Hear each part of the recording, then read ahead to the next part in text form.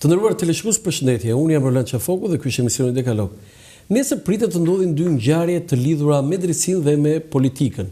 Kryetari i Bashkisë së Tiranës që ndodhet në Qeli, zoti Erion Veliaj, pritet të jetë nesër në gjykatën kushtetuese, në cilën në një seancë, në cilën do merret vendim nëse shkarkimi i tij nga Këshilli Bashkiak dhe më pas nga e konfirmuar nga kryeministri Edi Rama ishte i drejtë ose jo.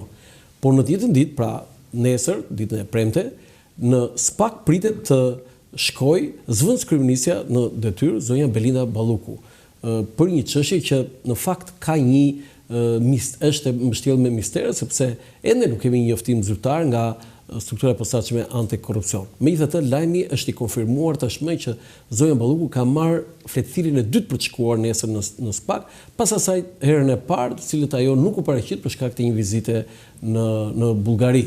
Pra janë dy ngjarje në një, mund të themi, është tema e këtij emisioni që do të diskutojmë sot, për ato që lidhen jo vetëm me proceset që të dy politikanët e nivelit të lartë, formatit të lartë dhe të majorancës janë në drejtësi, por edhe me zhvillimet politike që mund të ndikojnë në këto ngjarje. E para me zgjedhjet në Bashkinë e Tiranës dhe e dyta me zhvillimet në kabinetin qeveritar të zotit Rama. Për këtë unë kam ftuar dy miq të veçantë të emisionit Dekalog, dy avokatë të njohur, Mirela Jorgo, faleminderit që për Faleminderit për ftesën dhe Ylli Kameri, avokat.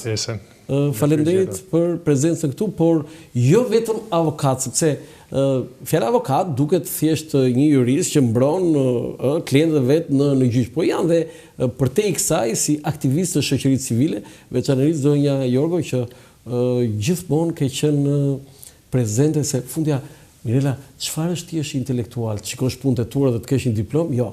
Intelektuale është që të merresh me punët e tjerëve, edhe publike. Është çështje formimi dhe kjo. Është çështje perceptimi, çështje kulture, mënyrës si edukohesh, si rritesh, nëse do të reagosh për gjërat që të shqetësojnë.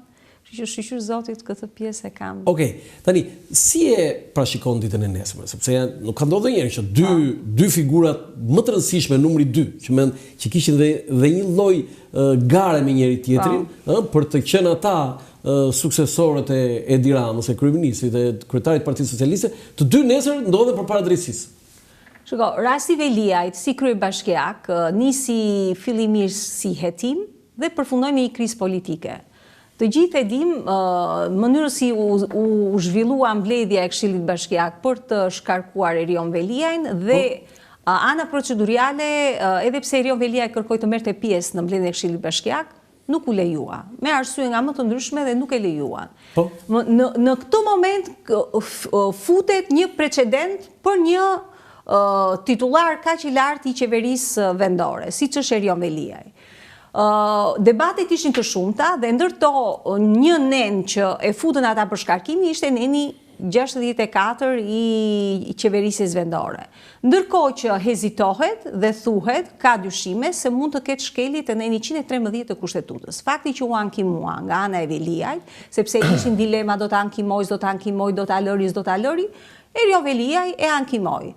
Do shohim çfarë do ndodh në gjykatën kushtetuese. Jo, është veçantë kjo zonja Jorgo që sigurisht është një precedent. Veliaj do jetë nesër prezent aty, se kjo është më do jetë pozitive nëse Erion Veliaj do të jetë prezent në gjykatën kushtetuese. Jo, është vendosur ka drejtoria e burgjeve ka konfirmuar. Atëherë kjo është shumë pozitive për Erion Veliaj, sepse Erion Veliaj do arrit të shprehë veten e tij, arsyet e tij dhe të shprehë gjithçka për të cilën ai kundërshton shkarkimin e tij. Por është pika kulminante e gjithë pjesës së krizës politike që shkaktoi çështja në hetim. Është i pari funksionar i majorancës që ka hedhur në gjyq kryeminist. Po, është i pari dhe është precedent ky. Ky nëse gjykata kushtetuese me vendimin që do marrë, dhe nuk e dim se çfarë vendimi, se mund të jetë pro Veliajt, kundër Veliajt ose mund të jetë shtyrje seance. Të më shpjegohet. Çdo të them pro Veliaj, kundër Veliaj është shtyrje seance. Pro Veliaj është që do të thotë që të pranoj ankimimin e Veliajt, që do shkarkimi është i palishëm, sepse unë kam munguar 3 muaj në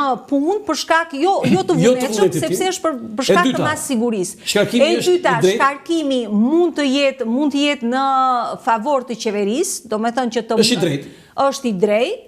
Dhe jap rrugën zgjedhjeve të tjera. Zgjedhjeve, por është një diçka, nëse në 113 që thotë shkarkim për shkeljet kushtetutës dhe të ligjeve, do të jetë kompetencë gjykatës, domethënë, nëse është shkelur në 113 i bie të jetë kompetencë gjykatës kushtetuese.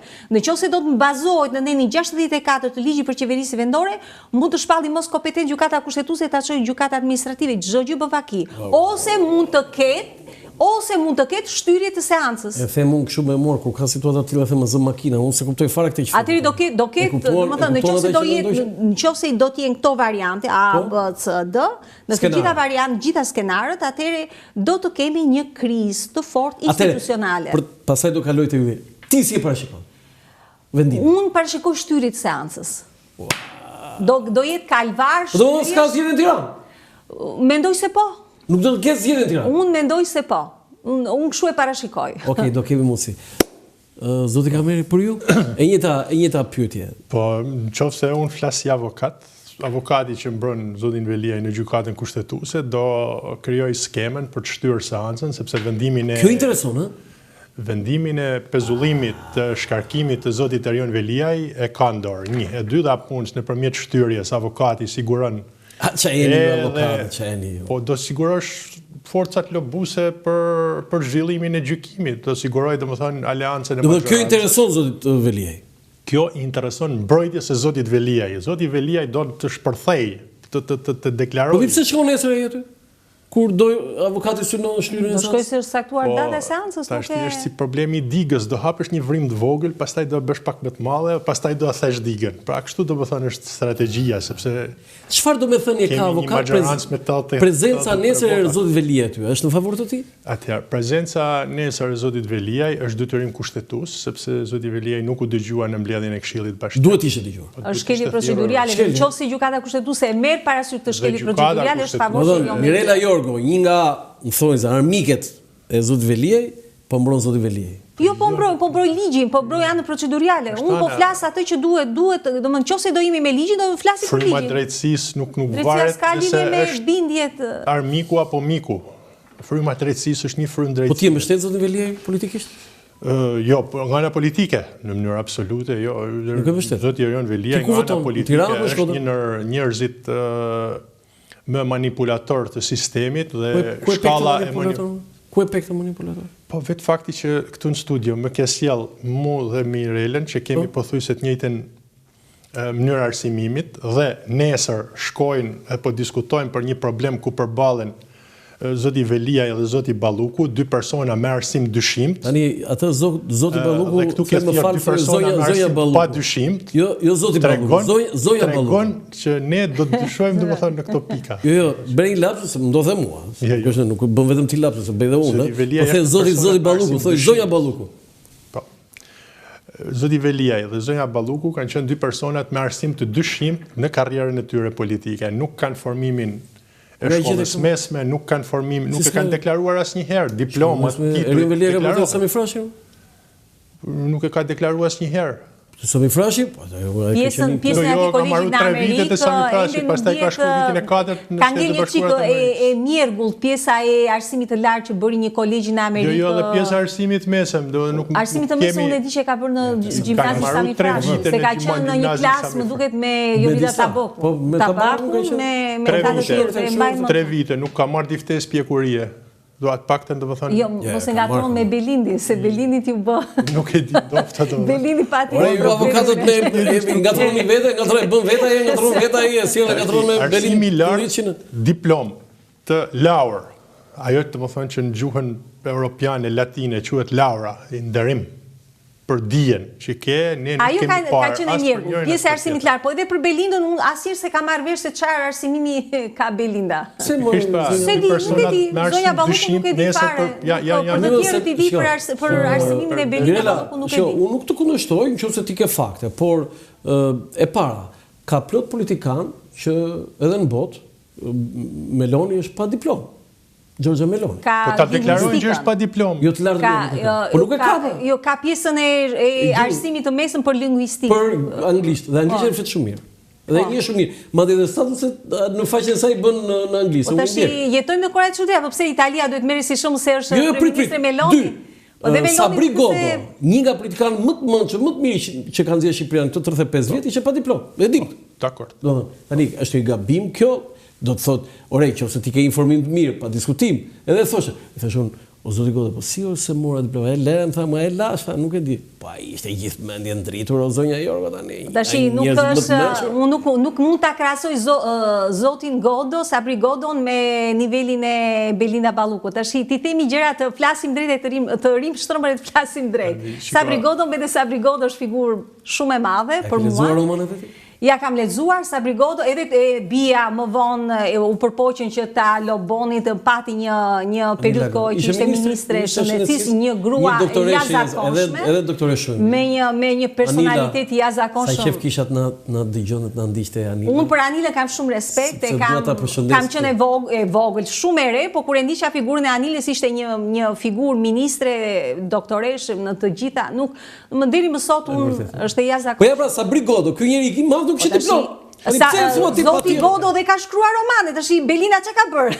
Belina ka direkt të politike dhe atë telenovelën pra. Ah, mirë, dakor, ka marrë. Okej. Nuk desha të dal nga tema. Po. Dy personat të cilët nuk kanë treguar diplomën, edhe tregojnë edhe në deklarimet e tyre po hojnë që kanë diplomë. Kjo është domethënë problemi. Po, aman nga ana tjetër, ata ishin kandidat për qenë pasaras të zotit Rama. A kanë bërë atë betejë të fortë me njëri tjetrin? Sistemi jonë është i korruptuar, edhe për faktin që është i korruptuar, çdo njeri pa aftë di si të glabrojë edhe si të nxjerr probleme ligjore, jetësore, shoqërore, politike, karriere, çdo person i aftë i cili përfshihet në aktivitetin politik. Ti je në aktivitetin politik, ti je një person i cili nuk zbaton ato 10 urdhëresat që përmban dekalogu juaj, normalisht që do ecesh përpara. Çdo hajdut ka më shumë pasuri se sa një njeri i ndershëm. Kjo është çdo kriminal ka pasuri më shumë se një njeri i ndershëm. Kjo nuk ka asnjë diskutim. Nëse ne hymë diskutojmë për këto pjesë, kjo është një fenomen shoqëror, prandaj vendosen ligjet që të mos ketë pasurim të shprehtë, mos ketë pasurim të paligjshëm, mos ketë njerëz të pandershëm që ecin karrierë. Ne për këtë domethënë I vendosim ligjet. Tani po 10 urdhëresat. Pyetjen e radhës po ja bëj juve të parë. Tani zonja Balluku, zënës kryeministre, nesër thirret në SPAK. Çfarë do të thani ka kjo? Dhe në aspektin juridik, po edhe në aspektin politik. Atëherë, të thirresh në SPAK, si person që ke dieni për rrethanat e një vepre penale apo një ngjarjeje, është një procedurë normale. Problemi është që në media ka dalë me gjithë avokatë. Po, problemi ky është domethënë. Pra, ajo që të lën dyshosh është fakti që zonja Belinda është thirrë në SPAK bashkë me avokatin e saj, që do të thotë provat janë siguruar shkencore, nuk e di. Kë ka avokat? Nuk e di. Ore, po si ka mundësi nuk e di asnjëri, se kam pyetur unë shumë dhe nuk e di. Një informacion është që do ketë motrën avokatët, se është juriste, por si funksionon kjo? Ajo mund ta ketë licencën dhe se ka pasur aktive, ëh? Si është kjo? Se dikte? Vetë sistemi avokatisë është ndërtuar nëpërmjet zyrave dhe zyrat kontraktojnë avokatë të tretë, të ndërmjetëm, të cilët mund të përfaqësojnë çështjen në një moment të caktuar. Jo, patjetër duhet të kesh licencë aktive. Si është kjo? Se di këtë. Atëherë, çdo avokat ka licencën e vet personale, është I organizuar në Po jo aktive si është licenca? Licenca mund të jetë aktive, mund të jetë pasive. Po ti si e bën aktive kur e ke pasive? Pagun kotizacionin, aktivizon NIPT-in. Nuk ka një procedurë. Do ti e ke. Është NIPT, është biznes, fundi e person fizik. Kaq, vetëm kaq. Më pas, nëse krijon një studio avokatore, punësohesh tek një studio avokatore, ligji për avokatin kërkon që statuti apo akti I punësimit të depozitohet në dhomën e avokatisë. Ku ti je, gjë domethënë ekziston mundësia që ajo mund të ketë motrën avokate? Tashti edhe motrën mund ta ketë avokati, edhe kjo domethënë ndodh. Është gjyqtare, edhe mund të heqë domethënë dorë për një periudhë caktuar, sa për të përfaqësuar interesat e motrës, familjarit të saj. Okej, tani në aspektin politik, se pastaj duhet pyesë. Çfarë do të thonë? Se në aspektin politik u bën shumë tani, ëh? Atëherë, në aspektin politik duhet të shikojmë që gjithë skena politike dominohet nga 2 aktorë, maksimumi 3 aktorë. Nëse mund të quajmë 3, sepse u zhduken, pra ishin Meta, Berisha edhe Rama. Zoti Rama është kryetari I partisë. socialiste, një funksion edhe politik edhe qeverisës, pra në pushtetin ekzekutiv edhe në pushtetin legjislativ. Madje mund të themi që për sa kohë që zoti president, zoti Begaj, ka firmos çdo akt të kryeministrit dhe nuk ka bërë asnjë oponencë kushtetuese, ai ka edhe pushtetin presidencial, pra praktikisht zoti Rama sundon të 3 pushtetet që janë të pavarura në Republikën e Shqipërisë. I sundon, jo i drejton. I sundon? Po. Ne tani i sundon, po një nga një tani Sajmir Tahiri doli nga politika, Ilir Beqa në Burg doli nga politika, Arben Ahmetaj në Kërkim doli nga politika, Erion Veliaj me shumë mundësi, në është një pozitë jo të mirë. Belinda Balluku në SPAK, tani, më fal tani, si i sundoga gjitha pushtetet tani?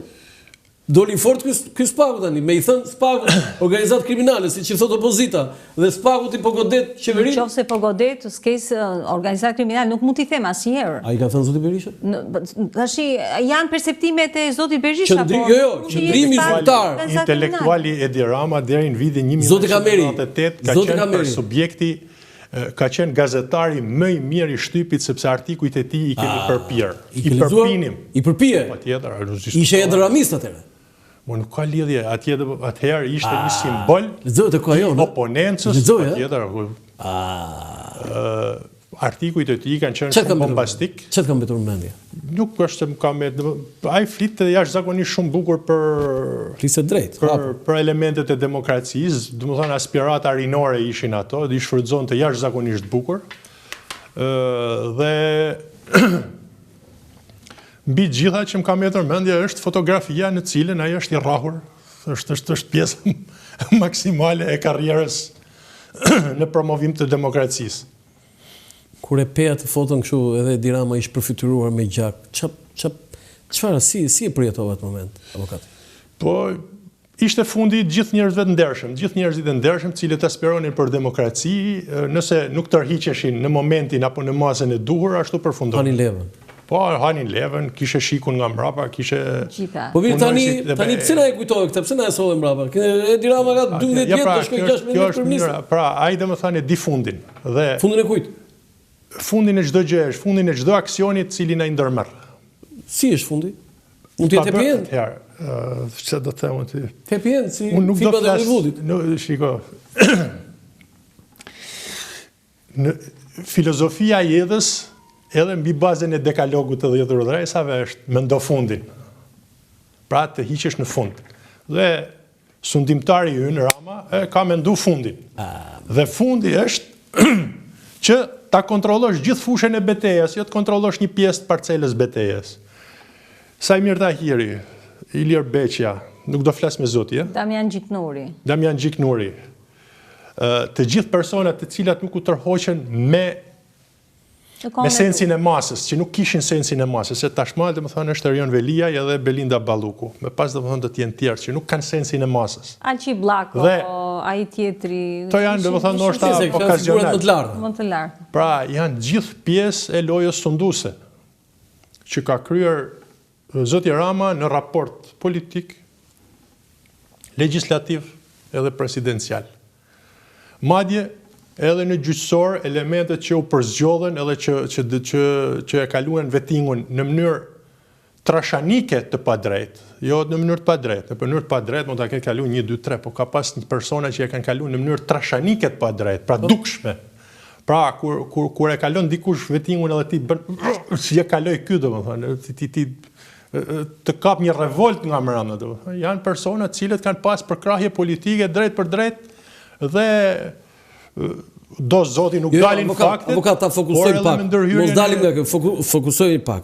Ju thatë që Edi Rama sundon të gjitha pushtetet. Po. Tani është sundimtar. Po sundimtar, po këta të dytët dhe të tretët i ka brenda. Ne për këtë po flasim sot.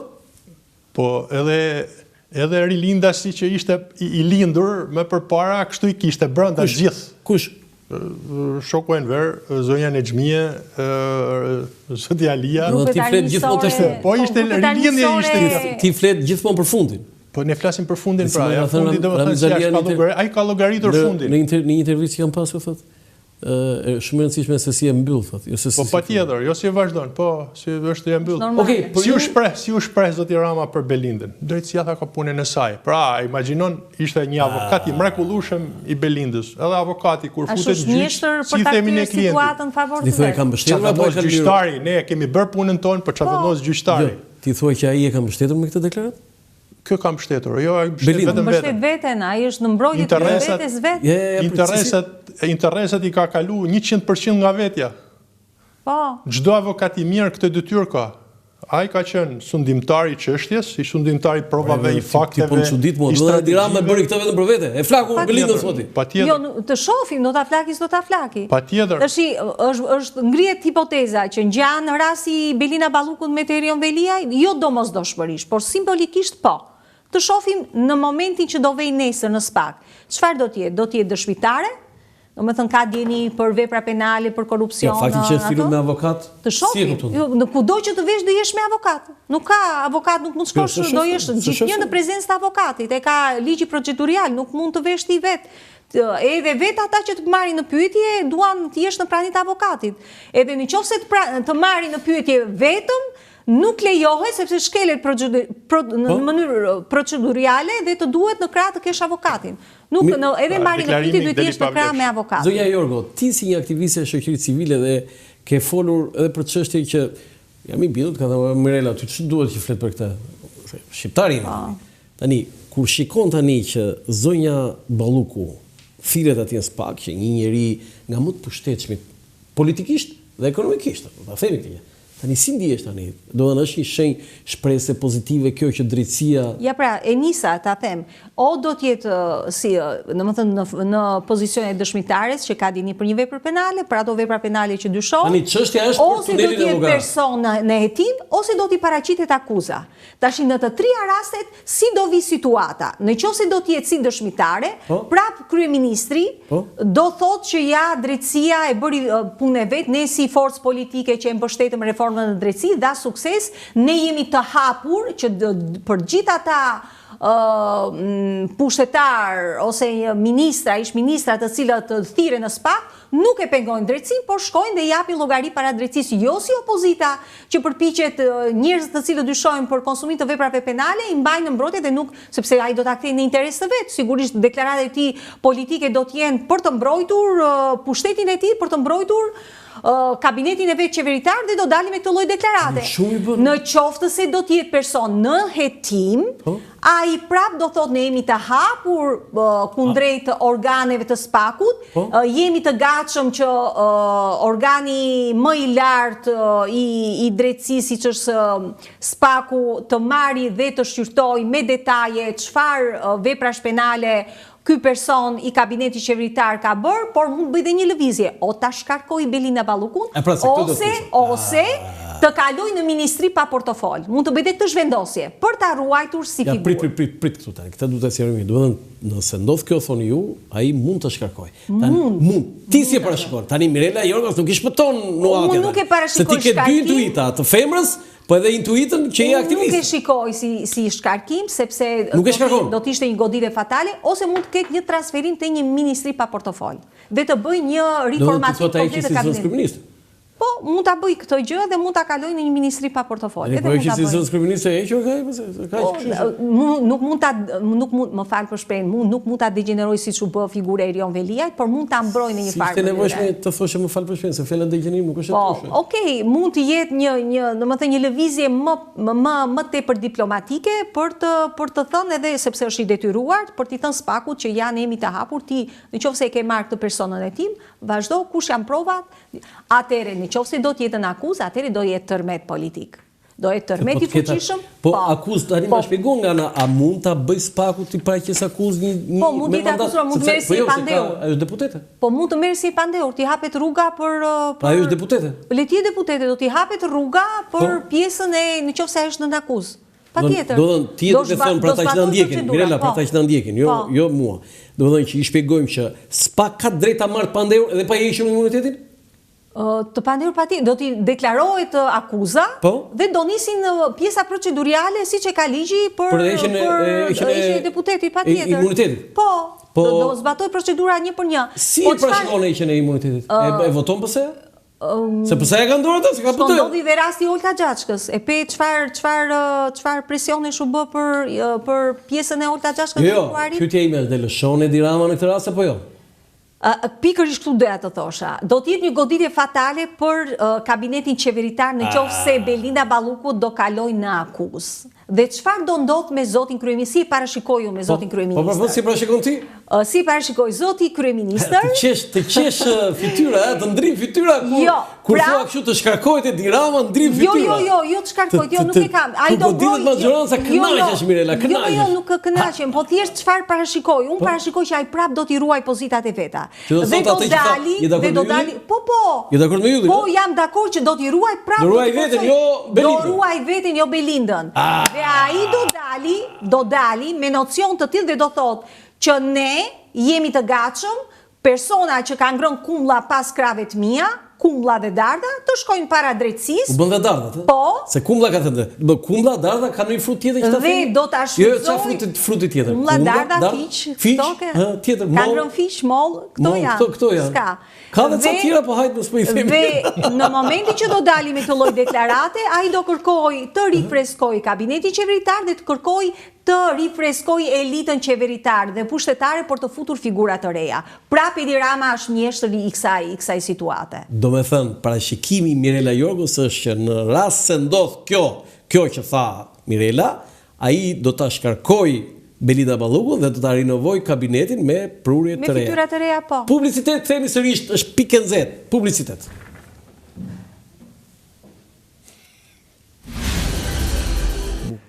Për herë të parë në Shqipëri dhe Evropë, përmes aplikacionit të reja, zhvilluar nga Akinvest, mund të dërgoni para me MoneyGram në të gjithë botën, direkt në telefoni juaj.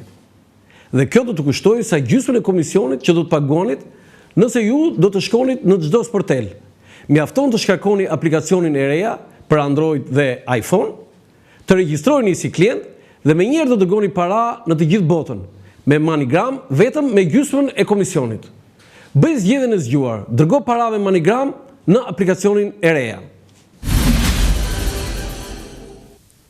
Falenderoj, kthehemi në studio, falenderojmë edhe një herë institucionin monetar MoneyGram Akinvest që mbështet emisionin Dekalog këtu në Dritare TV me sloganin transfero shpejt, gjithmonë më shpejt kudo dhe kudo. Transferoni parat me MoneyGram Akinvest. Tani kisheni kështu për ato frutat se vajtëm nga kumblla te rrush nuk thamë, historia te dardhat edhe fiq. Historia e qeverisë së Partisë Socialiste ka treguar që ato që hajnë rrush edhe pjeshka nuk përfundojnë. Edhe pjeshka? Edhe pjeshka nuk përfundojnë. Mbrapa kurrizit. Do thënë, Mirela tha kumblla, dardha, edhe fiq, tani ti thua rrush edhe pjeshka. Jo, ato që han rrush e pjeshka nuk përfundojnë në... Nuk përfundojnë? Jo, nuk përfundojnë. Po kush ha rrush dhe pjeshka? Jo, ato le të hajnë, rrush e pjeshka të hajnë sa duan pas vetëm kumblla jo. Jo, vetëm kumblla jo. Tani, je dakord me ato që tha Mirela të parashikimin për zonjën Balluku? Për zonjën Balluku unë mendoj që sundimtari i lojës dhe sundimtari i qeverisjes edhe i legjislacionit do bëjnë një lëvizje të zgjuar edhe do e dërgoj përpara përpara se të fliqet qeverisja. Do dorëzoj? Do ta parandaloj fliqjen. Ka çfarë të bëj? Pra, Mirela përdori fjalë tjetër, përdori fjalën tjetër përpara se ta fliq qeverisjen, sepse nuk është se ndërpren. Do ti thua kështu relaksohet Rama, merr frym, ka frymmarrje? Jo, ai do shpiki diçka tre në gjithçka kjerën e qeverisjes. Do thotë që ne jemi fortë që marrim parasysh të gjitha, do rifreskojmë kabinetin qeverisë, do sillim figura të paprekura nga pjesa e saj. Po. Në këtë pjesë e mendoj se po. Do bëj gjithçka për të ruajtur pushtetin e tij. Është mjeshtër. Nëse unë krijoj insinuatat të cilat jo i dëshiroj, po i parashikoj, ai do thrasë një njeri që ha grosh edhe ta sjelli domethënë në tavolinën e qeverisjes. Një njeri domethënë që nuk ta merr mendja që duhet të jetë domethënë aty. Avokat, është ky momenti më i keq që kalon Rama që nga marrja e pushtetit, ardhja në pushtet në 2013, pra kjo aradh personazhesh të rëndësishëm në majorancë me Belinda Ballukun është Do të thënë goditja më e madhe? Jo, nuk është goditja më e madhe që ka pas Edi Rama. Goditja më e madhe që ka pas Edi Rama ka qenë në ditën që u emëru kryetari i Partisë Demokratike zoti Lulzim Basha. Ajo goditja më e madhe? Ajo ka qenë goditja më e madhe për të. Sepse aty shkriu talentin e vet. Pra braktisi çdo gjatë domethënë që kishte qeverisja për të bërë domethënë Partinë Demokratike që të lulëzojë. E ka bërë Edi Rama këtë? Po, Edi Rama ka bërë atë. Harroi qeverisjen edhe u morë vetëm me Partinë Demokratike. Bleu Lulzim Basha e ka fjalë. Por e bëri të lulëzoj, nuk ka rëndësi ç'a bleu, e bëri të lulëzoj, se si qysh tek kjo të termë të tjera. Edhe avokatë, edhe shkodran, pastaj ti. Do të bëjnë aq interesante që mua aty, hajde t'ja kap fillin unë avokatë. Por Partia Demokratike u bë e bukur, nuk u bë funksionale, u bë e bukur. Ju jeni antar i Partisë Demokratike? Po, për para se të krijohej, po pasi krijua jo. Hajde merja vesh avokatë. Po, zonja Jorgo, përsëri rrim te zonja Balluku. Çështja për cilën, sepse nuk kemi një njoftim zyrtar dhe do të jemi korrekt për këtë. Të gjitha janë hamendësime. Pse s'kemi një njoftim zyrtar? Hamendësime janë, unë me që shikoj nëpër media. A duhet ta bënte Spaku? Për të dalë, Spaku, unë jam kundra deklaratave të tilla që dëmtojnë hetimet. Bile se unë shumë shpesh në rrjetet e sociale kam thënë këtë që shpesh dalin informacione të cilat mund dëmtojnë dhe hetimet. Nuk është normale për shembull nga i marrin atë. Nuk e di, nga ka rrjedhë informacione. Gazetari ka detyrë të marrë sekretet. Zyrtarët kanë detyrë të ruajnë sekretet. Ky është ligji. Okej, ky është ligji, po prandaj se më pyete pse nuk del Spaku me diçka zyrtare. Do presim, do shohim. Jo vetëm pse s'del Spaku, po edhe zoti Dumani në parlament nuk e tha këtë, se e pyetën. Po patjetër nuk mund ta thotë. Si mund ta thotë? Është shkelje etike njëherë të pozicionit që ai ka. Nuk mund të dalë ai të shprehet kush zyrtar janë, është normale. Nuk mund dalë ai të japë informacion kush zyrtar është në hetim. Nuk kjo janë gjëra brenda profesionit, brenda anës procedurale dhe është ruan pozicionin. E keni ndjekur këto 2 ditë zonjë, këto 2-3 ditë zonjë Balluku në këto dalje, duket si e ke psikologjisur, është e shqetësuar apo mundohet që ta kalojë kështu asisi? Jo, unë kam parë një tendencë nga ana e mediave që nga disa media, jo të gjitha. Ajo s'mu duk fare, nuk ishte egzageruar, nuk ishte specialist e kësaj. Nuk ishte diçka shumë egzageruar. Për gjithë ata që na ndjekin, një fotografi e shfaqur e zonjës Balluku. Biles më duk normale, u përpoqa që kuptoja diçka dhe zgjeta gjë. Është shumë vërtet, është shumë vërtet. Për ju ishte kështu? Për mua zonja Balluku e di që fati i saj ndodhet në dorën e fundimtarit lojës të Edi Ramës.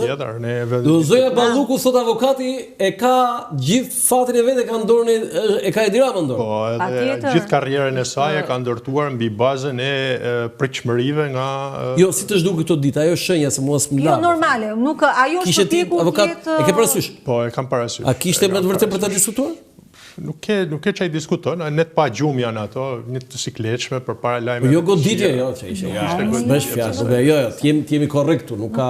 Nuk e shikoj, nuk më duk asgjë egzageruar, ka dalë brenda normave, ka dhënë deklaratat e saj. Jo, pyetja ime është avokat, me atë që ju psikologjistë, se jeni jo thjesht avokat, jurist, kështu, ju jeni dhe psikolog tani. Është shqetësuar zonja Balluku këto 2-3 ditë? Patjetër. Është shqetësuar. Se herën e parë shkoi në Bullgari, nuk shkoi. Edhe fakti që mbuloi shqetësimin e saj me buzëqeshje edhe me takime në Zvicër, ku ishte që bëri atë takime në Bullgari për trenin? Ditën e parë në Zvicër. Pastaj vizita në Bullgari, ditën që fillon. Domethënë, jo pa qëllime i bëri këto dalje mediatike, për të thënë që unë nuk sepse të gjithë ata që kanë hyrë duke qeshur në ato dyer kanë dalë duke qarë pastaj. Mirela Jorgo thot, të gjithë ata që kanë hyrë duke qeshur në SPAK kanë dalë duke qarë në SPAK. Do dhe ne kuptoni, do dhe në çfarë, se prandaj kam të dy këtu, këta që e din këtë. Okej, Mirela, tani çfarë po ndodh më me këtë të është krize fort politike. Është krize? Po. Jemi në krizë politike? Po, po që të katër është pyet fare. Avokati tha, ai zotja di fare. Jo, krizë brenda radhëve të PS-s ka. Domethënë është një lloj frike, një lloj presioni për të vetët e vet, po patjetër. Sigurisht, nëse zonja Balluku do ka përzej ato dyert e SPAK-ut, edhe për të gjithë të tjerët që kanë qenë pjesë e kësaj qeverisë sigurisht që u dridhe toka nën këmbë, nuk është aq e thjeshtë të shkosh në dyert e Spakut të hysh atje. Kështu që unë mendoj se të gjithë janë në tension. Por fati i tyre varet pasaj nga mënyra se si e menaxhon situatën politike zoti Rama me deklaratat e tij, nëse do t'i dorëzoj të vetët apo jo, po në qoftë se do arrit të dorëzoj dhe zonjën Balluku, të tjerët që kanë ngënë kumlla dhe darda, do trëm edhe ata. Edhe pjeshka siç thot apo. Jo, pjeshka do me pjeshka jo, nuk dorëzoj. Pjeshka dhe rrush, më fal. Nuk ka problem. Tani avokat, më fal, prokurori çështjes është zoti Prençi. Dritan Prençi. Tani ju e njihni besoj. Po unë mbaj mend ka qenë tek pjesa e hetimeve të Sajmir Tahirit, ishte dosja e Tahirit. Po, e vërtetë është. Po, Dritan Prençi e Vladimir Mara ishin dy prokurorë të cilët e kaluan vettingun pa ankim. Nga trupa. Si nga komisioneri, ashtu edhe nga OMN-ja. Për pjesë e Spakut. Po, si e vlerësoni si prokuror, sepse ai e ka çështën. Atëherë, Dritan Prençi ka qenë prokuror në Tani Prençi apo Prençi, se herë Prençi me n pra, po, me n se zyrtar. Ka qenë prokuror ka qenë oficer i policisë gjyqësore dhe më pas prokuror në prokurorinë e rrethit gjyqësor Tropoj, nga prokurori i rrethit gjyqësor Tropoj është zgjedh dhe është miratues i strukture prokurorisë së krimeve të rënda dhe më pas e Spakut. Vetë karriera e tij tregon që nuk ka frikë nga bandat, nga kriminaliteti i lartë, nga presion dhe shkurt në thojza nga armë të zjarrit. Pra e ha presionin e politikës për lera armë të zjarrit. Nuk e ha presionin e politikës. Edhe unë shumë edhe ju. Po. E ka ndërtu karrierën mbi bazën e veprimeve profesionale. Aq sa ka ditë, sa ka mund, por mbi bazën e këtyre veprimeve. Bien në të njëjtën mendim për një prokuror edhe të Spakut, më thënë drejtën. Kjo është besoj. Është prokurori zoti. Unë mendoj se është prokurori zoti. Do të pyetjem për të dy, që ju mendoni që ai çështën do ta çojë deri në fund dhe nuk do ketë asnjë ndikim nga presionet politike? Atëherë, çështja e zonjës Balluku. Është delikate, do ta themi këtë. Çështja e zonjës Balluku është provuar nëpërmjet oficerëve të BKH-s, të cilët janë të specializuar për sa i takon mbledhjes së sigurimit provave nga ana e krimit ekonomik. Krimi ekonomik ka një gjë që lë gjurmë të pashlyeshme në sepse është firma. Jo janë firma, janë parat që cilat kanë lvizur. Po mirë, nëpërmjet shoqërive tregtare, nëpërmjet personave të interesuar, nëpërmjet destinacionit përfundimtar. Pra, vetë struktura e sistemit bankar, e cila është e detyruar që të raportojë për çdo shumë mbi 10.000 euro për çdo transakcion, tregon domethënë që do lëjë gjurmë në një strukturë të caktuar që është agjencia e pastrimit të parave. Avokat, opozita ka një fabull për këtë tuneli, do dhe me pak fjalë. Ata e thonë shpesh. Tuneli Llogaras. Ata thonë që në fillim fitoi një firmë tenderin me 140 milion euro. U anullua ky tender dhe pastaj fitoi një turk me 190 milion euro, i cili nuk kontraktoi po këtë që u anulluan e parë dhe 50 milion euro sot opozita. Është fitim, pra është abuzim. Kjo është fabula që ka ngritur opozita them. Ne do flasim për nevojën. Mbas të provave nuk mund të flasim me deklaratat. Jo, prandaj po them që prandaj duhet të tregojmë korrekt. Cila është pyetja? Pyetja është në qoftë se opozita me këtë fabull ka të drejtë, domethënë është kjo pjesë e dosjes. Çfarë ndodh? Çfarë ndodh me kush gabimi, kush shkelja e zonjës Balluku kanë thënë. Edhe njërë duke referuar për qenë korrekt, asaj që thot opozita, se akuzat e opozitës janë... Okej, nëse akuzat e opozitës dhe vërtetojnë tek prokurori Dritan Prençi dhe prokurori Dritan Prençi harton një akuzë ndaj zonjës Balluku dhe Mersit Pandeur, atëherë opozita është në pozicione më komode duke kërkuar rotacion politik, se thos shiko, po shëmbet... Rotacion politik? Po, e kërkon. Po që do ike Tirana më të qëtë mëngjes edhe... Mo e kërkon si opozitë, jo se kërkon vesh si 50 vota mo, o Mirela. Ata e kuptoj, po ata dalin me parullën që janë dy figura shumë të fuqishme brenda PS-s, që po merren në nga Spaku, ne po fare mo, ka ndjen fare mo, ka 83 vota. Nuk po them se janë ndjen, nuk po them si e merr opozita, si e shfrytëzon situatën. Dhe ai thot vazhdoni kërkoni, u thot se unë jam autobus. Patjetër, Rama nuk tërhiqet nga pjesa e strategjisë për të mbajtur pushtetin pavarësisht goditjeve që mund të ketë figurave të fuqishme brenda. Jo, në qoftë se faktet që servir opozita janë të sakta. Çfarë ndodh? Faktet, jo deklarata publike, faktet do thotë që ti të çosh prova shkresorit të zezën mbi të bardhë te prokurori. Nuk ka fakte dalësh me deklarata publike. Jo, ata thonë që janë dose. Po mirë, nëse janë pastaj është pjesë e punës që bën prokurori dhe ta preçi. Si kryetari i grupit parlamentar të Partisë Demokratike, nën kryetari i saj i ka shkruar dhe i ka thënë me gojë që zonja Balluku ka këtë. Atëherë është detyrë zoti Berisha të BK-s të marrë ja ta na shpjegoj, domethënë nëse kjo që thot zoti Bardhi, zoti Berisha dhe eksponentë të tjerë të Partisë Demokratike, zoti Prençi i vërtetojnë që është kështu. Atëherë çfarë ndodh? Atëherë, në procesin penal dy janë rreziqet kryesore. E para është mos hetimi plot, që do të thotë mungesa provave, edhe dyta është helmimi i provave, pra prishja e provave që një organ grumbullon. Nëse provat grumbullohen në mënyrë shkencore dhe kombinohen në mënyrë shkencore, organizohen në mënyrë shkencore, futen në fashikull në mënyrë shkencore dhe konform procedurave të kodit të procedurës penale, ajo dosje është e kopsitur dhe në këtë kuadër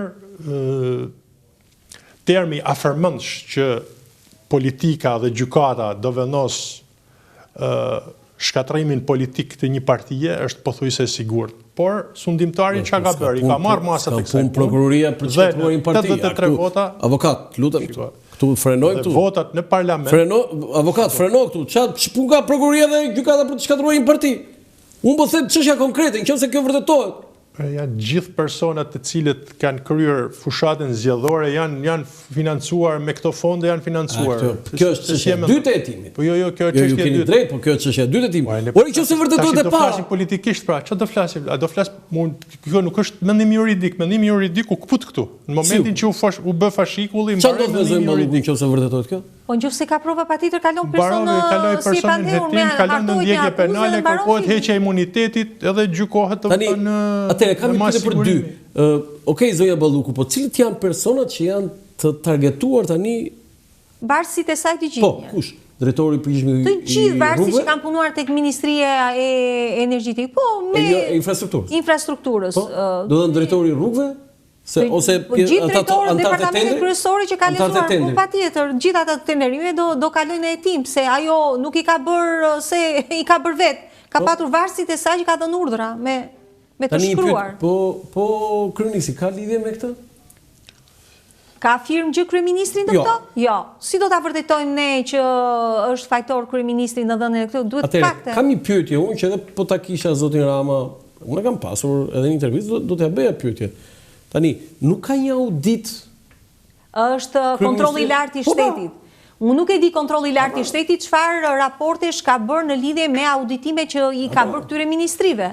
Sepse raportet e kontrollit i lartë i shtetit janë baza është hetimi shtetëror që merr parasysh gjithçka që ka ndodhur aty. Kaq vite çfarë ka bërë kontrolli i lartë i shtetit? Këtu pritet vërtet thua ti që s'ka punë Edi Rama, në kuptimin. Jo, nuk ka punë fare. Absolutisht Edi Rama është Edi Rama, është kryeministri i vendit, institucionet që janë përgjegjëse për hetimin, për pjesën e investigimit, grumbullimin e materialeve të provave dhe detyra e tyre për t'i çuar në organet përkatëse të drejtësisë, është detyra kontrolli i lartë të shtetit. Mbaj përgjegjësi ai që është kryetari i kontrollit. Vetë kryeministri nuk ka auditon. Nga ana procedurale jo njerë. Jo. Pjesë politike pasaj për të artikuluar mund të artikulojmë sa të duash. Ne po flasim si e ka ligjit e si e ka rregulli, si e ka procedura në lidhje me grumbullimin e provave për ta nxjerrë këtë person në të pandehur apo me një akuzë të saktë. Ose mund të jetë personën e hetim që akoma hetimet vazhdojnë për të grumbulluar prova, nuk e dim. Po firmat avokatëse, ju keni dhe një përvojë, bizneset që janë të involvuara me këtë çështje, çfarë pozite kanë? Qose gjithmonë e marrim mirë qose kjo është e saktë, se ne nuk e dim tani. Ne thjesht mençojmë, atë di prokuroria.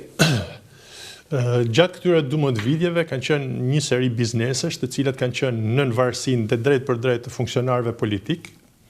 Kanë marrë urdhra edhe udhëzime edhe bizneset private? Po bizneset private. Urdhra nga kush? Po urdhra dhe udhëzime në mënyrën domethënë se si do të përfaqësoheshin si përballë administratës shtetërore, ashtu edhe përballë qeverisjes, ashtu edhe përballë organeve të fshehta të manipulimit të zgjedhjeve. Tash këto biznese janë të strukturuara jo vetëm nga bizneset në thojza të lidhura me partinë socialiste, por edhe me ato do të thënë që janë të lidhura me Partinë Demokratike. Pra, du të them që ka një helmim provash, do të thënë nga kjo strukturë. Njëri helmim provash. Helmim provash. Po, helmim provash, se prish provat, po. Patjetër. Ti sa dhe gjysë përdor këtë frazën e helmim provash?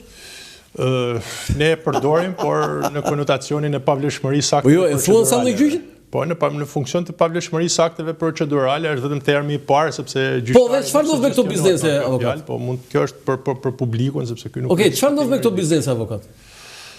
Atëherë këto biznese gjëja e parë që do bëjnë relatimin e bilanceve dhe do deklarojnë edhe bilancet e dy fishta përballë organit të BKH-s, pasi siç e thash, çdo bizneset ka një specifik të veçantë që çdo shumë përmi 1,5 milion lekë të vjetra, 150.000 lekë duhet ta arktojnë me bankë, çdo shumë përmi 10.000 euro ose 10 milion lekë të vjetra duhet ta raportojnë sipas ligjit për pastrimin e parave, edhe çdo kontratë me fryte duhet ta para deklarojnë përpara se të japi efekte në organet e administrimit dhe të pastrimit parave. Ku do të thënë drejtorisë në Ministrinë e Financave? Po, patjetër. Të Ministrinë e Financave, ti është drejtoria e pastrimit parave. Patjetër. Pra, ka një burim të sigurt. Dhe në Bankën e Shqipërisë, besoj? Po, atëherë prokurori dërgon letër gjitha bankave me shkresë, me letër porosi edhe bankave të jashtme për të marrë informacion nëse Roland Qafoku, Ylli Kameri kanë kryer veprime. Mua mos më merr si shembull fare. Prandaj them që bankat janë minier të dhënash. Pra, japin dhënat dhe korrespondohen dhënat. Bankat janë, në qoftë se do më thonë, unë jam me këtë që në qoftë se do ketë rrjedhje të dhënash apo do ketë diçka të rrezikshme, bankat janë bomë me sahat për të dhënat. Në ç'është kuptim? Po se grumbullojnë të dhënat me detaje për gjithçka. A kanë ato të drejtën ta japin ose më saktë a i pengon një ligj ato? Jo, ato në qoftë se nis një hetim ose kanë patjetër kanë detyrë të japin në dispozicion patjetër. Çdo dokument. Gjithçka. Tani, parashikimi yt si përfundon Belinda Balloku? Parashikim thash. Atëherë, nëse për të gjetur se si përfundon Belinda Balloku, duhet të shoh fundin e kryeministrit. Pra, si mbaron mandati i kryeministrit? Ruan veten e vet? Po pra. Do presim deri në fund mandatit? Jo, si mbaron mandati, si mbaron sundimi i kryeministrit në gjithë këtë skakjer. Pra, duhet llogarisim. Ai e ka llogarit për vete, po duhet ta llogarisim ne. Jo, më shpjegojnë çik në Shqipëri se në strategjinë e udhëheqjes së Partisë Socialiste, në udhëheqjen e zotit Edi Rama, në funksion të qeverisë edhe në funksion të gjitha akteve, është shpallë që në vitin 2030 gjithë qytetarë shqiptarë do kenë pasaportën europiane dhe është vendos identifikimi digital dhe kryerja e pagesave digitale për çdo shtetas në Republikën e Shqipërisë. Po. Ky është një qëllim final, jo vetëm i zotit Rama, por edhe i elitave financiare bankare. Çfarë ka me Belinda Balloku? Po prit për një sekond, ta marrojmë sepse ai ka gjithë në funksion. I rreshëm gjatë avokat se po bëjnë shenga regjat, po ngrenë flamujt andaj. Belinda Balloku është në funksion të fundit të Edi Ramës, të heqjes dorë të dorëzimit të Partisë Socialiste dhe të pushteteve në mënyrë të kontrolluar nga sundimtari i skakjerës politike, legjislative edhe presidenciale të Republikës Shqipërisë. Si është fundi i zonjës Balloku? Zonja Balloku, në qoftë se, thash opsione që në qoftë se do kaloj persona e tim dhe do jenë ngërmulluar patjetër prova, do kaloj person që do t'i komunikohet akuza, zoti Rama do t'a lëshoj, sepse i duhet pushteti, i duhet pjesa e rinovimit të figurave të reja në elitën qeveritare, dhe në një të ardhme jo shumë të largët, në 2027, unë parashikoj që Edi Rama të jetë president i vendit, do bëhet ndryshime kushtetuese dhe do t'jepen më pozicione ose si thonë... Atë që tha Lenz Vangjeli me 7 vjet, mandat 7 vjeçar. Nuk e kam dëgjuar... Po e tha Lenz Vangjeli. Po, mendoj se po, edhe do forcoj pozitat me ndryshime kushtetuese, mund kërkoj ndryshime kushtetuese, të forcoj pozitat e presidencës, të jetë vetë president, edhe të jetë një republikë gjysmë parlamentare, nuk e do më çdo gjë. Gjysmë presidenciale. Gjysmë presidenciale, kështu që unë e mendoj patjetër. Do të thënë duke thënë që ne të kthehemi te ajo republika që kishim në 94 në referendumit të zot Berisha? Ndoshta po. 94 po, se se mbajmë, kam qenë studente atëherë, po, Po, studente, tamam. Po, se po unë shikoj që po e artikulon dhe zoti Berisha që thotë unë jam dakord të bëjë ndryshime kushtetuese, të bëhet parlamenti me 2 dhoma, të ketë dhomë senati dhe dhomë deputetëve. Po pra, ty kishe një hile aty. Ata duan imunitet për veten e tyre. Ata kërkojnë imunitet. Nëse është kështu, nëse ndodh që ne e zvogëlojmë parlamentin 140 e bëjmë 100, po jemi dakord. I shtojmë një dhomë tjetër, pra senatin me 40 senatorë. Po sepse duan imunitet për veten e tyre, këto po e kërkojnë për veten, nuk përse 40 senator, kush futet to, Mirela? Po ja pra këta që janë 40 senatorë. Do të ata që kanë jetë e madh. Zoti Berisha ka 11 mandate. Nga 12 zgjedhje vetëm një herë nuk është zgjedhur zoti Berisha deputet, 11 herë deputet, 2 herë president, 2 herë kryeminist. Problemi është se zoti Rama i ka të gjitha votat, ka pjesën shumice dërmuese të parlamentit dhe mund të bëjë çfarë të dojë vet. Këtë e parashikoj. Ose ndryshimet kushtetuese me sa vota bën? Shumicë të cilësuar, po, ai mund të kërkojë 92, më duket. 91-92, po pse se ka të vështirë zoti Rama të fitojë 8-9 vota.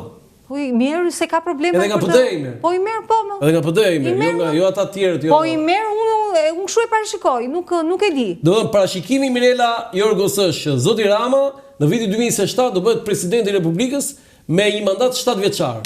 Ky është parashikimi i Mirela Jorgos. Je dakord avokat? Jo, nuk jam dakord. Edi Rama nuk e ka pas aspirat. Ne kanë filluar tutje, mos jeni dakord? Jo, nuk e ka pas aspirat. Nga mënyra se si e ka zhvilluar. Dhe çfarë ka thënë? Edhe çfarë ka thënë, edhe nga mënyra që nga kjo zyrë, nga fryma nuk shkoj më në zyrë tjetër, ka thënë ai.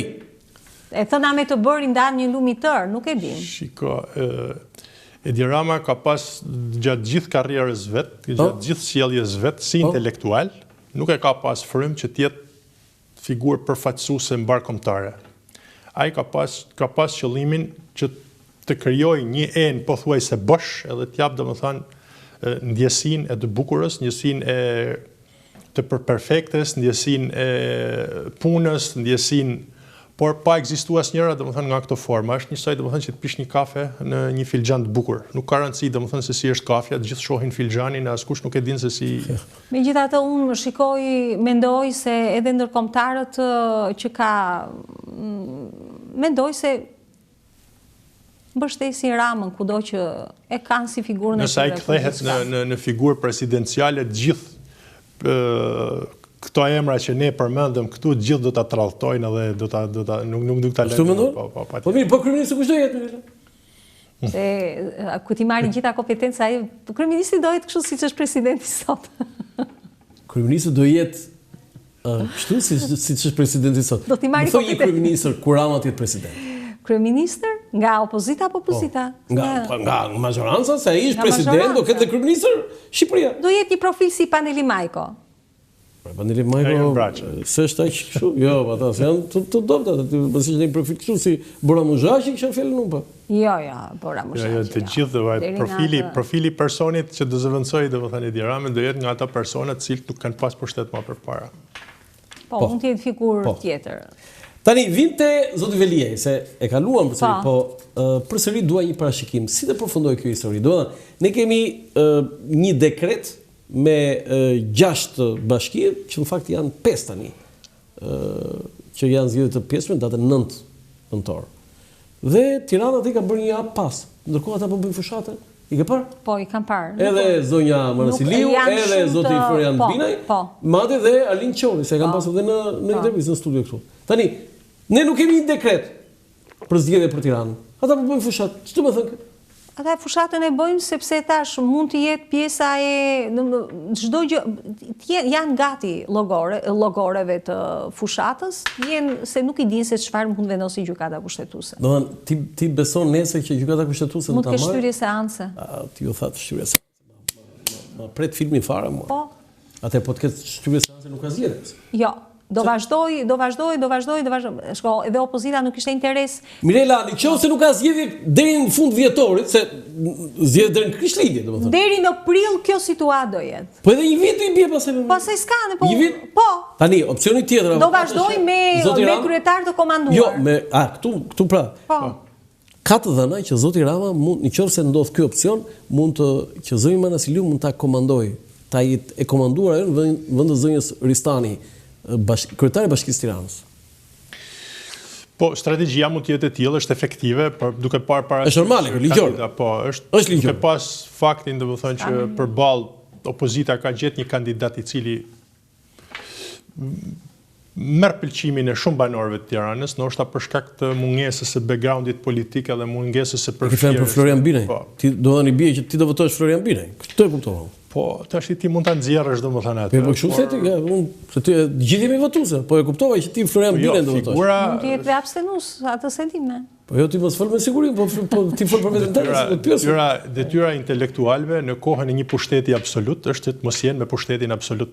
Ja, është domethënë detyra. E avokat çfarë deklarate ke bër? Do ti do votosh Florian Binaj. Detyra. Pastaj interesi është tjetër gjë. Tani si Shkodran që je. Tani Shkodran me gene humori, do të janë gjithë. Të pëlqen humori Florian Binaj? Po patjetër, ka qenë humor i bukur, i këndshëm edhe i spikatur vende, domethënë. Po ai këtë mbështetje për humorin mund ta kthej ta konvertojnë në mbështetje politike apo atë që ke vështirë se në një intervistë që dha ti me Andrea nuk doli aq. Aktorët e humorit zgjidhen në funksione politike me qëllim që të plotësojnë një fushë e cila i mungon politikës, që është pjesa humorit edhe pjesa. Po mirë, e pranonte Shkodra. E pranonte Shkodra shkrimit pa lexuar asnjë akt. E pranonte Shkodra humoristë të tillë që ti bënte kryetar komiteti ekzekutiv si Tano Banushi, Zevdeda, Zylja Miloti, ti ishin këta kryetar komiteti ekzekutiv. Ai pranonte Shkodra këta, po Shkodra po them, Ja, që ishte djepi humorit. Jo, nuk i pranonte? Nuk ka qenë. Nuk i shikonte kështu, sepse nuk është në shpirtin e Shkodranit karriera. Në shpirtin e Shkodranit është karriera. Sa e bukur. Unë prandaj dua këta Shkodran, po Shkodranit, atë humorin e thellë. Karrierën nuk e kemi. Domethënë ti nuk e shikoj kur, për shembull Zevdeta kryetar bashkie. Ja, absolutisht. Domethënë edhe Zefi nuk do ta pranonte domethënë një. Tano Banushi, kryetari i komitetit ekzekutiv Tano Banushi. Apo këtë tjetër, më thuaj disa humoristë? Po Paulin Preka. Paulin Preka. Sander Uçi është jashtëzakonshëm. Po. Tani ti ke ardhur në Tiranë tani. Edhe Florian Binaj e shikon kryetar bashkie. Apo Tirana nuk është Shkodra? Shikoj, jo, është Tirana nuk është Shkodra. Në kuadrin e një pushteti absolut, është një figurë e cila i bën oponencë pushtetit. Pra, ja dridh kam, domethënë e rrezikon pak në thojza. Domethënë kjo është. Pra, e rrezikon atë elektoratin gri, ata njerëzit që s'kan nërmendur. Do ti thosh Zevdeta mund të ndryshonte në një gjë në Shkodër, tash ti nuk do flasun për Shkodrën edhe për Shkodran, unë kam 25 vjet që jetoj në Tiranë, megjithatë. Po ti ke 25 vjet avokat, po ti Shkodran mbetesh në deje dhe në çdo gjë. Jo, absolutisht. Pra tani mos vën, unë kur të thras tu, them kam thirrur një Shkodran, nuk kam thirrur një 25 vjeçar në Tiranë. Çdo veprim, çdo aksion, çdo bisedë, pra hedh një sy nga Shkodra, domethënë është normale, domethënë ajo punë, pavarësisht se cilës Mirela, unë ty nuk po të pyes për Gjirokastën, se ju keni tjera halle si qytet Gjirokastë. Keni tjera probleme, ju keni nxjerr një figurë si Ismail Kadare që s'ka, i keni mbyllur ato punë, nuk vinë në diskutim. Gjirokastritët janë të mëndshëm. Po pra, por ai mendon, për këtë votosh? Nuk tregoj, unë e kam thënë, nuk është në etikën time të tregoj se për kë votoj. Më ke pyetur shpesh herë, po unë them jo. Skuptohet fare, domethënë, se për këtë. Ti skuptohet fare. Ti opozitën do votosh, nuk do votosh për Xhavan, se ne di un po. A shkon që një aktor humori ti? Jo, nuk shkon. Nuk shkon, ë? E prer fare. Florian Binaj ti nuk e voton. Ti votosh Linqori? Jo, nuk e them për kë votoj, por unë në atë. Tani po që Florian Binaj o Gerdën do votosh tani, më të lutem. Një sekond, po mund votoj, mund të abstenoj, si dihet. Unë nuk jam për figura humoristike në fushën politike, sepse nuk dua që politika të... Botkashe, bëj. Dhe nuk... në Italia ajo është 5 Stelle që ishte. Po, Grillo. Po, Nuk është se është ndonjë figurë që të thuash, okej, doli, mori aq vota, po nuk është se është figurë. Po pati një impakt për shkak të depresionit, domethënë të depresionit të popullit italian të zhgënjur nga politika italiane, por kjo nuk do të thotë aktor humori ishte. Unë jam kundra Zelenskit, mos më pyet për Zelenski se nuk kam simpati fare për Zelenski. Problemi është se Zelenski nuk e di këtë, Mirela, po ta di. Okej, le ta di, unë edhe publikisht kam dalë aktor humori jam paralele me Zelenskit edhe Florian Binaj. Se nuk ka? Ja, nuk ka. Ogerta, më thuaj diçka. Ogerta është e konsumuar politikisht për dyshimet e saj në kohë pandemie. Megjithatë, Rama... Pandemia nuk menaxhua keq tani, mos bëjmë tani çdo gjë të zezë. Pati probleme. Ka akuza të shumta që nuk janë provuar, të paktën nga ana e opozitës për zonjën Manasiliu, por që të shohim si do rrjedhi, nuk e di, njerëzit çfarë mendojnë dhe do ta votojnë apo jo. Megjithatë shikoj që figura e Ogertës mund të ishte një figurë tjetër. Ti e parashikon këtë që nëse nuk do kemi zgjedhje në Tiranë, Rama e komandon atë në krye të bashkisë? Po, pse jo? Beson Rama, beson totalisht e figura e Ogertës. Domethënë, është besnike e zotit Rama. Parashikimi tjetër Mirela Jorgos, Ogerta Manasiliu, edhe nëse nuk ka zgjedhje, do jetë e komanduar në krye të bashkisë. Po, do jetë e komanduar, po. Në krye. Dhe përgatitet për zgjedhjet e vitit 2027. Po. Se erdhën dhe disi ikin këto. Tani, kam dhe diçka tjetër. Më mora vesh që atje te Gjykata Kushtetuese edhe policia ka bërë këto kontrolle se nesër është një seancë jo e lehtë atje. Po, ka një impenjim total të forcave të policisë. Po, policia atje edhe me qenë antimine që janë këto. Është normale kjo, Mirela? Nuk e di pse është ky impenjim kaq i madh për të sjellë figurën e Erion Veliajt. Jo, që sjell Erion Veliajt edhe ti që është normale, po jo po flas jo. Jo, as u se kuptoj pse ky impenjim i madh i forcave të policisë. Ka ndonjë indicie pse duhet të jetë? Jo, nuk e di këtë, un po bëj pyetje unë. Jo, unë këtë e lexova diku që thoshin ka një. Po ta jap unë informacion, më është vërtet ka bërë kontroll atje. Kuptoj pse duhet të jetë ky impenjim, pse duhet krijohet kjo lloj skene e tillë për një figurë që është në fundit është një shtetas që duhet përgjigjet para... Jo, është për rëndësinë e seancës së. Rëndësia, okej, po ky... Lutem tani, pastaj aty është kryetari i Bashkisë Tiranës tani, Mirela. Gjykata Kushtetuese është një institucion shtetëror i sigurt dhe nuk ka... Nuk ka arsye pse të jetë ky impenjim me forca policie. Jo, po mund të ketë dyndje nesër, se për shembull gazetarë do ketë shumë. Po le të ketë. Mund të bëhen kontrollet normale, domethënë. Kontrolle normale, pse duhet të jenë patjetër me 200 gazetarë. Nuk kontrollohen 200 persona. A është nesër një ditë e keqe për kryeministin Rama? Domethënë, nëse Benedeta Balluku thirret në SPAK dhe Gjykata Kushtetuese merr një vendim që Erion Veliaj ka drejt.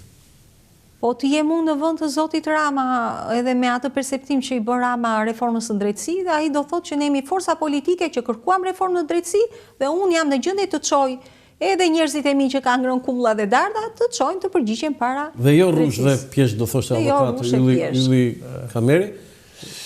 Po Edi Rama ka shprehë qëndrimin e vet, drejtësia le të bëj punën e vet, që do të thotë ai është për mua është një ditë pune për të. Një ditë. Kështu që nuk e shoh. Dhe tani argumenti tjetër i fundit zëja Jorgo. Okej, gjithë kjo që po ndodh këtë lëvizje tektonike. Ore, si se përkthen opozita në sepse janë forca të konsumuara. Njerëzit nuk më besojnë më në ato më figura politike. Tani mua më bëri përshtypje brenda kësaj që ai që njoftoi i pari thirrjen e zonjës Balluku, madje edhe mosvajtjen e saj ditën në SPAK, ishte Gazmet Bardhi, po me saktësi kështu. Gazetari më i miri kronikës zezë ishte Gazmet Bardhi atë ditë. Ti je?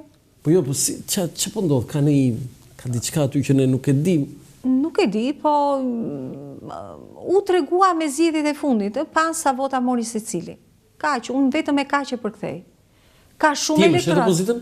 Zoti Roland, elektorati i gri është në shifra të frikshme në Shqipëri. Si, do të thënë në Shqipëri. Që do të thotë rritja e elektoratit gri që s'besojnë në forcat politike. Janë indiferent. Janë indiferent fare. Ose të distancuar. Janë fare të distancuar.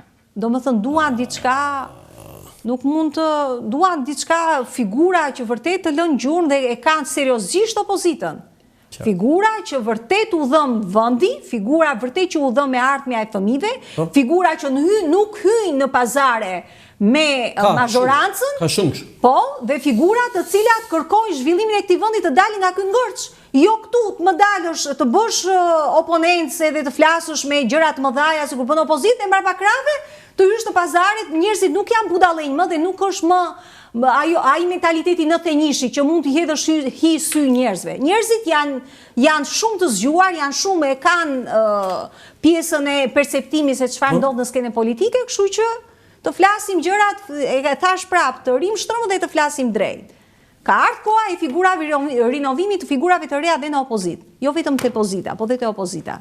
Po kush dëgjon ty po? Po, okay, unë kaq e kam hapësirën të flas. Të tjerë që më dëgjojnë, le të më dëgjojnë. Po për ty opozita pse se përkthen këtë në avantazh për vete? Atëherë, duhet kemi diçka parasysh që majoranca ka një forcim të jashtëzakonshëm në të gjitha pushtetet e saj, edhe i vetmi dush i ftohtë, ai i ftohtë që ju hodh në muskujt e saj, në nervat e saj, në damartë e saj, në sistemin e organizimit, ishte fitoria Donald Trump në Shtetet e Bashkuara të Amerikës, edhe politika e tij duke braktisë gjithë politikat e vjetra dhe duke sulmuar drejt për drejt aspirantin ose frymëmarrjen e Shteteve të Bashkuara të Amerikës në Ballkan, që ishte George Soros edhe organizatat e tij politike. Kjo i hodhi një dush të ftohtë të gjithë përfitimeve imagjinare që kishte majoranca, edhe jo pak prishi edhe aktrimin e sundimtarit, kryeministrit, domethënë Edi Rama. Pra e gozhdoi goxha, domethënë në qëndrimet e veta. Të gjitha këto pasqyrohen në elektorat më pas. Tashti elektorati shqiptar ka treguar që njeh interesin, edhe në momentin që nuk i realizohen interesat, gjanë mjete dhe forma që t'i shmanget dhe sepse kanë humbur besimin dhe ideale dhe parimet. Ashtë ideja një vend pa drejtësi, në një vend dhe më thënë cilët ti nuk mund të trajtosh asnjë konflikt, asnjë marrëdhënie, asnjë i kuptojnë. Ora asnjë korrupsion nuk mund ta trajtosh në një afat të arsyeshëm.